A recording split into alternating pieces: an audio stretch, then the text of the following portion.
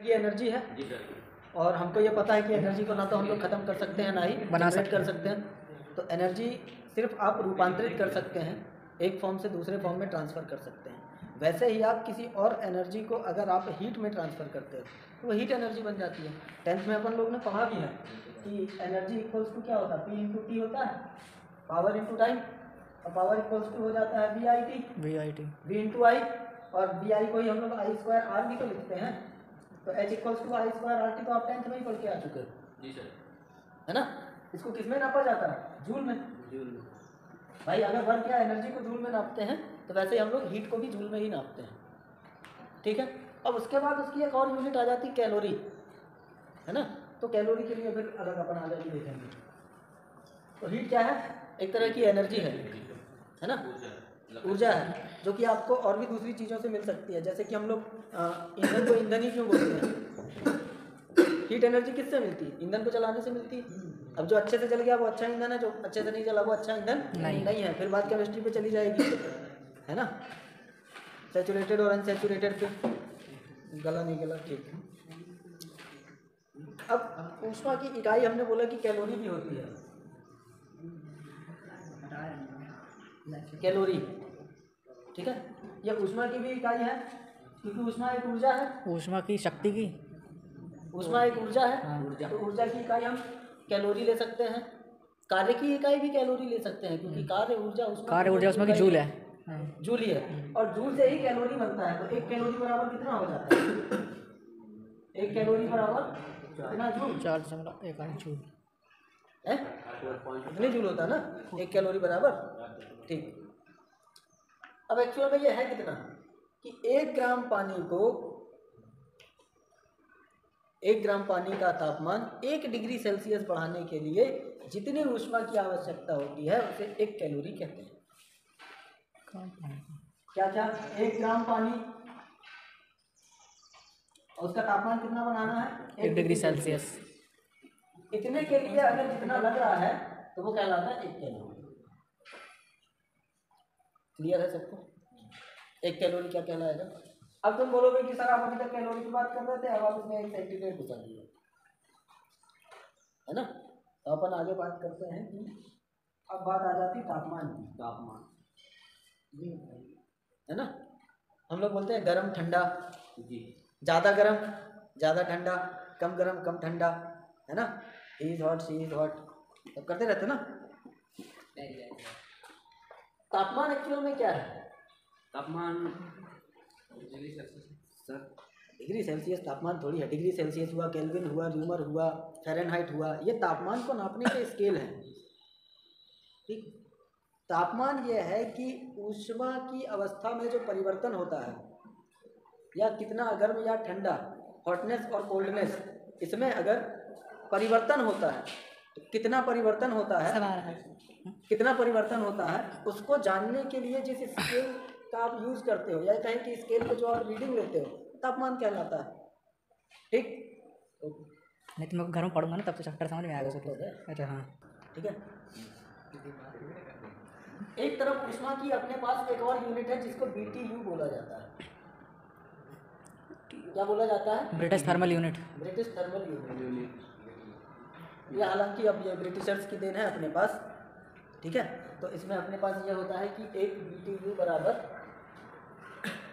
552 calorie, यह पूछा जाता है। ठीक है, 1 ब्रिटिश थर्मल यूनिट बराबर 552 कैलोरी। अच्छा, बाकी इसके बाद ज़्यादा उलझने की ज़रूरत नहीं है। अब तापमान पर आ जाओ कि तापमान क्या है। तापमान क्या है, तापमान टेम्परेचर। मैंने अभी बताया कि किसी वस्तु के गर्म या ठंडा होने, ज़्यादातर हम लोग रेफरेंस पानी का ही लेते हैं, है ना। कभी भी अगर तुलना करेंगे, घनत्व में भी हमने देखा कि घनत्व में तुलना अपन किससे कर रहे थे, कितने वाले, 4 डिग्री सेल्सियस वाले, है ना। इसमें नॉर्मल पानी की ही बात की जाएगी क्योंकि पानी ही एक ऐसा है जो आसानी से तीनों अवस्थाओं में मिल जाता है। ठोस में भी मिल जाता है, द्रव में भी मिल जाता है, गैस में भी मिल जाता है। और मैं उस दिन बता रहा था कि 0 डिग्री से 100 डिग्री सेल्सियस तक के लिए ये तीनों अवस्थाएं मिल जाती हैं आपको, है ना। तो तापमान, तापमान है कि ऊष्मा की अवस्था में परिवर्तन को नापने के लिए, है ना, आप उसको जो डिफरेंस शो करते हो ना, उसका डिफरेंस शो करना, या सीधी बात कहें तो उसका मान शो करना, इसका है ना, ठंडा या गर्म होने का जो मान या परिवर्तन आप शो करते हो वो कहलाता है तापमान। ठीक है, तो ऊष्मा और तापमान में भी फर्क है, एक स्केलर क्वांटिटी है, एक वेक्टर क्वांटिटी है, मतलब एक सदिश राशि है और एक अदिश राशि है। तापमान 0, धनात्मक और ऋणात्मक तीनों हो सकता है। ठीक है जी। और ऊष्मा चूंकि एक ऊर्जा है तो ऊर्जा कभी ऋणात्मक नहीं होती है, पहला अंतर ये हो शून्य गया। नहीं होती। ठीक है, शून्य हो सकती है कि कहीं पे ऊर्जा नहीं है तो शून्य मान लो, ये ऋणात्मक नहीं। आप सोच सकते हो ऐसा, लेकिन ऋणात्मक नहीं सोच सकते। क्यों? क्योंकि एनर्जी या तो होगी या नहीं होगी। अब किसी से उधार लेके थोड़ी काम करोगे कि ऋणात्मक हो जाएगी, लेकिन तापमान ऋणात्मक हो सकता है। ठीक, अच्छा, तो इस वजह से क्या हुआ, तापमान सदिश राशि हो गया, उसके पास अपनी दिशा हो गई कि ऋणात्मक भी, धनात्मक भी, शून्य भी, और जो ऊष्मा हुआ वो सदिश राशि हो गया। तो ये डिफरेंस आप अगर कहीं पूछा जाता है तो 2 मिनट डिफरेंस से देख सकते हो। अब हम लोग देख लेते हैं कि तापमान को नापने की जो अलग अलग स्केल है वो कौन कौन सी स्केल। ठीक, जी जिससे घर बनाने हैं, अब फिर से मेरे को 4 ठेकेदार चाहिए। ठीक है, सबसे बड़ा घर हमारा था, हाँ। सबसे नीचे हमको दिया। पहला ठेकेदार मैं दे रहा हूँ सम्राट को। सम्राट को ठेका दिया कि 4 माले की बिल्डिंग बनानी। ठेका दे के अपन चले गए कहाँ, बाहर, पूना। आजाद नहीं था ना उस दिन। ठेका दे के जिसका घर बनना है वो ठेका दे के कहीं बाहर चला गया, बोला मैं आके देख लूंगा, तुम बना के रखो, मेरे को भरोसा तुम्हारे ऊपर। सम्राट ने क्या किया कि जमीन से कोई पिलर विलर नहीं खोला, सीधे घर उठा लिया, बोला साहब आके पढ़ना देख रहे। ठीक जी। बिल्डिंग सब बराबर ही बननी है ना, बिल्डिंग सब बराबर ही बननी है, एक मंजिला घर। बिल्डिंग सब बराबर बननी है।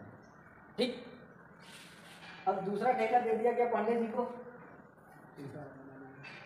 तो पांडे जी थोड़ा सा मतलब पैसा ऐसा ज़्यादा कमाने के लिए नहीं करते, उनको व्यवहार भी चाहिए, अच्छा है ना, दबाते हैं लेकिन इतना नहीं। तो पांडे जी ने बोला सर कोई दिक्कत नहीं है, मैं थोड़ा सा पिलर खोल के ऐसे कर दे रहा हूँ और आपका घर ऐसे बन जाएगा, मजबूती से खड़ा रहेगा, कोई दिक्कत नहीं होगी। ठीक है, अगला ठेका जो है वो जाहिद को मिल गया। हाँ, जाहिद को ऐसा अपने नाम की बहुत फिक्र, बोले पैसा बचे ना बचे, काम ऐसा होना चाहिए कि साथ पूछते चले। अरे वाह, ठीक। जाहिद ने पूछा सर आप भविष्य में कितने माले की बिल्डिंग बनाओगे इसको, बोले अभी तो 4 माले बनाओ, बाद में देखेंगे 16-15 जितना ले जाना। जाहिद ने बोला आप एक काम करो साहब, इसको 20 नहीं 25 माले का देना, ऐसा पिलर बना के दूंगा। ठीक, जाहिद जी एकदम मस्त ठेकेदार निकले, ऐसा घर बना पैसा बचेगा उसका ना। चौथा ठेका उनके पड़ोसी को दे दिया गया, विजेश को। विजेश ने पांडे जी से सीखा कि पांडे जी आपने कैसे बनाया था, पांडे जी ने दिमाग दे दिया पैसा बचाना तो ऐसे ही घर बनाओ। मैंने सर ठीक, मेरा दिमाग है, सीखो तो पैसा। अच्छा ये कौन सम्राट था? अच्छा ये सम्राट था, ये पांडे जी थे। तो हमारे पास टेम्परेचर के लिए 4 स्केलें हैं। अच्छा ये मैंने ज़मीन और घर की बात इसलिए की है क्योंकि रेफरेंस आपका क्या है, यही है। ठीक है, रेफरेंस आपका यही है और यही वो पॉइंट है जहां से आपके द्रव की अवस्था चेंज होनी है, मतलब आप इसको भी 0 मान लीजिए। ठीक है, मतलब इसके नीचे आपके द्रव की अवस्था ठोस है। ठीक है, द्रव्य जिसको मैटर बोलते हैं, यहाँ पर वो द्रव अवस्था में है, मतलब लिक्विड है। ठीक है, और इस लाइन के ऊपर, ये जो लाइन मैंने बनाई है, इस लाइन के ऊपर वो गैस की अवस्था में चला जाएगा। तो मैं बोल दूं कि ये ठोस मतलब बर्फ, मैं तो पानी की ही बात करूंगा, मैं क्या किताब भी पानी की बात करती पहले, सबसे पहले किसकी बात, पानी की, फिर उसके बाद किसी दूसरे की तुलना की जाएगी उससे। द्रव मतलब ये पानी हो गया और गैस मतलब ये भाप हो गया। ठीक, तो पहली स्केल अपन पकड़ते हैं डिग्री सेल्सियस का। ठीक है, पहली scale degree Celsius, degree Celsius है ना, या डिग्री सेंटीग्रेड भी बोला जाए जी। अब ये बोला जाए कि 0 डिग्री सेल्सियस पर पानी दोनों अवस्थाओं में होता है, बर्फ में भी और पानी में भी। मतलब 0 को अगर ज़्यादा देर तक रख दिया तो बर्फ बन जाएगा, और अगर फ्रिज से निकाल के 0 डिग्री पे है, ज़्यादा देर तक खुली हवा में रख दिया तो वो पिघलने लग जाएगा, टेम्परेचर 0 रहेगा उसका, है ना। फिर उसके बाद 100 डिग्री सेल्सियस पर, हम जानते हैं 100 डिग्री सेल्सियस पर पानी उबल के भाप बन जाता है ना। 100 डिग्री सेल्सियस पर पानी ही रहता है, लेकिन आप 100 से 101 मत करो टेम्परेचर उसका, 100 ही रखो, लेकिन अगर वो थोड़ी देर तक रह गया 100 तो भाप बनना शुरू कर देगा, है ना, उबल जाता है ना, उबल के भाप बनने, भाप तो वो उससे पहले भी बनने लगता है, लेकिन उसको वाष्पीकरण नहीं बोलते, वेपरेशन नहीं बोलते हैं उसको, एवोपरेशन बोलते हैं, ऊर्ध्वपातन। ऊर्ध्वपातन कहलाता है। लेकिन 100 के बाद अगर वो होता तो वो डायरेक्ट वाष्पीकरण होता है। ठीक है, इससे क्या पता चलता है कि डिग्री सेल्सियस स्केल में कितने भाग हैं? 3 हैं? 100 ये टोटल कितने भाग होंगे? 100 भाग होंगे। मैं ऐसे लिख देता हूँ 100 भाग। ठीक, इसीलिए मैंने घर बनवाए 4, है ना, ठेकेदार अलग अलग रखे, क्योंकि इस रेफरेंस लाइन से ऊपर और नीचे, फिर इससे ऊपर और नीचे, ये 3 अवस्थाएं देखनी थी। अब जो भी होगा तो हम ये देखेंगे कि इसके और इसके रेंज के बीच में ये दोनों पॉइंट ऐसे हैं ना जिसमें तीनों अवस्थाएं टच हो रही, तो इन दोनों रेफरेंस लाइन के बीच में किसके कितने भाग आते हैं, उससे हम आगे स्केल की तुलना कर पाएंगे। ठीक, फिर अगला स्केल ले लूँगा फ़ारेनहाइट। ठीक, तो इसमें टोटल कितने भाग में सेल्सियस में? 100। यहाँ से यहाँ तक, और कुल भाग भी कितने हैं? 100। कुल भाग भी 100 है।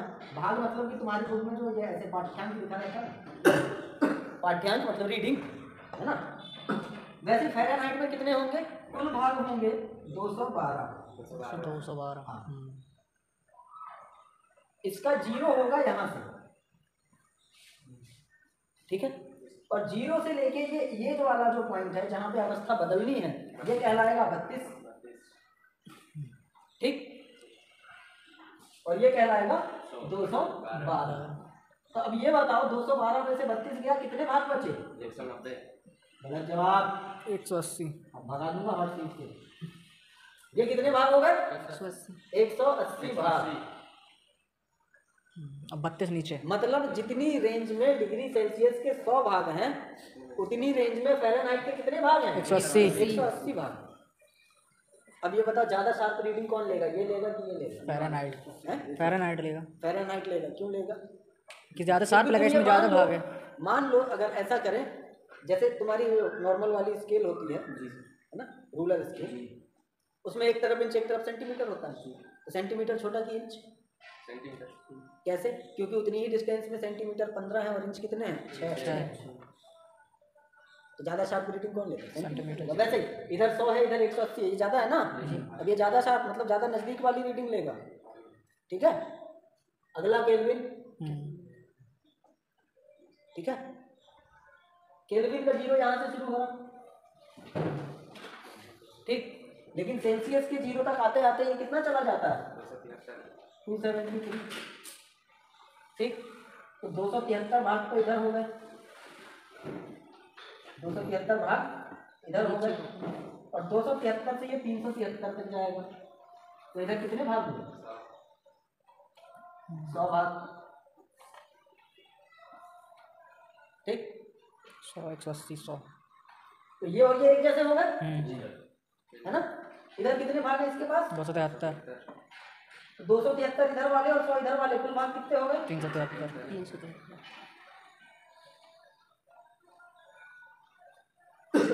कुल भाग 373। अब आते हैं र्यूमर पे। ठीक है, र्यूमर में क्या है? ये 0 है, और यहाँ से यहाँ तक कितने भाग है कुल? 80 भाग।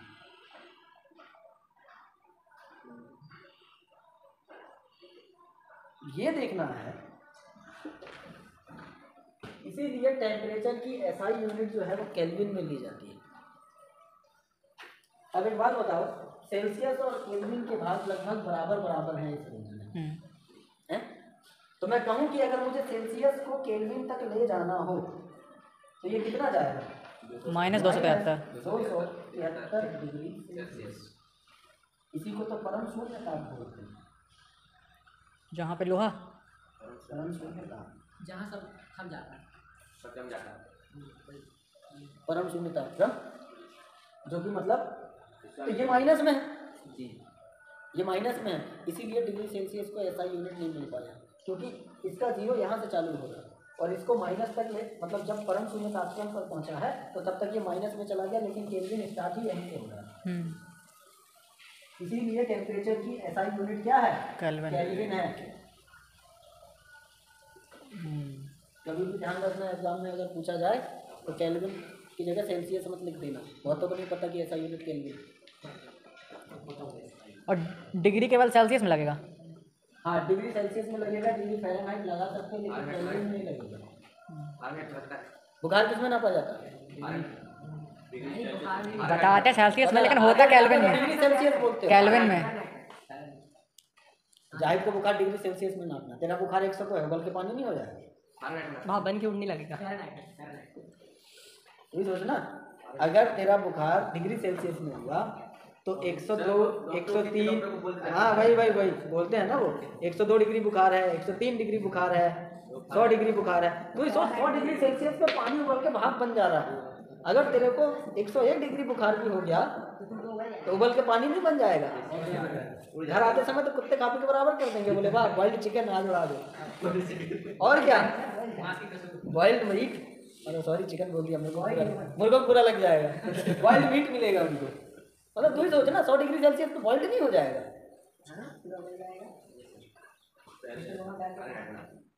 फ़ारेनहाइट में नापा जाता है बुखार, फ़ारेनहाइट में नापा जाता है, ठीक है। और ऐसा यूनिट तो इसमें 80 भाग है। अब देखो हम लोग इनके एक एक भाग की तुलना करेंगे कि कौन कितना नाप पाता है, एक एक भाग की, एक एक भाग सबका, ठीक है।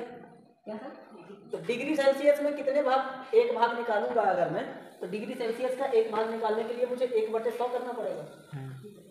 100 में से एक भाग लिया ना मैंने। भाई एग्जाम में जब तुम लोग फेल होते हो, मतलब पास होने पर कोई किसी को बताता नहीं, फेल ही होता है आदमी, तब देखता कि और कौन फेल हो। देखो जब रिजल्ट आता है, मतलब कॉपी वॉपी खुलती है, उसमें ऐसा लिखा रहता है, इसमें संदेश के में तो ये लिखा रहता होगा 29 हाँ कितने नंबर से गया इसमें? 4 नंबर, 33 के पास है। तुम्हारे बिहार में 34 में, ठीक है। तो देखो इसका मतलब क्या, ये तुमने पाया कितने में से? 100 में से। मतलब तुम कितने ला सकते थे? 100 ला सकते थे। किसने मना किया? पूरे लिया। लाए कितने? 29। ठीक है। तो हमने यहाँ पे क्या लिया, एक भाग कितने में से? 100 में से। खत्म है। डिग्री फ़ारेनहाइट 212 कितने में से? 180 में से। इसी रेंज की बात कर रहा हूँ। अच्छा हाँ ठीक है, इसी रेंज की। तो 180 भाग में से एक भाग उठाया, लेकिन कब? 32 छोड़ने के बाद ना, 32 हटाने के बाद ना, तो 32 को माइनस नहीं करना पड़ेगा। 32 भाग हटा दिए, उसके बाद जो बचे उसमें से एक भाग मैंने लिया है 180 भाग में से, ठीक।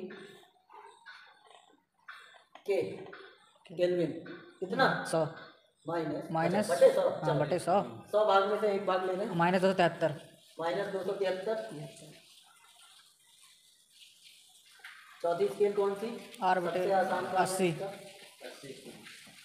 अब देखो सबके सब 2 के टेबल में आते हैं, 2 का पहाड़ा सब पे चलेगा। अरे 20 का चल जाएगा। एक एक, अरे कहने का मतलब वही है मेरा, लेकिन 2 से डायरेक्ट 20 पे ले जाऊंगा तो उसको समझ में नहीं आया,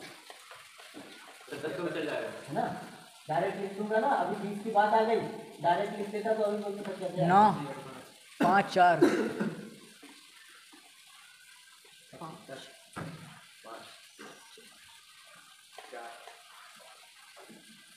ये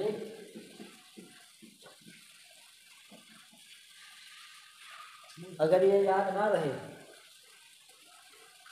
ठीक है, तो ये पूरा बनाना पड़ेगा तुमको। तो मेरी समझाइश यही है कि इसकी ताबीज़ वाबीज़ बना के पहन लेना खुद से। ताबीज़ बना के पहनने का मतलब है कि बहुत ज़्यादा इम्पोर्टेंट है। अब इसमें से यूज़ कैसे करेंगे? ये चारों हैं, आप चारों में से किसी भी 2 को उठाओ, हमेशा एक से दूसरा ही पूछा जाएगा, है ना। एक बता के दूसरा पूछेंगे, दूसरा बता के पहला पूछेंगे, तो किसी भी 2 को उठाओगे आपका काम बन जाएगा। किसी भी 2 को, मैं कह रहा हूँ सेल्सियस बता के केल्विन पूछ दिया, इतने डिग्री सेल्सियस से केल्विन में कन्वर्ट करो, तो इन दोनों को उठा लो।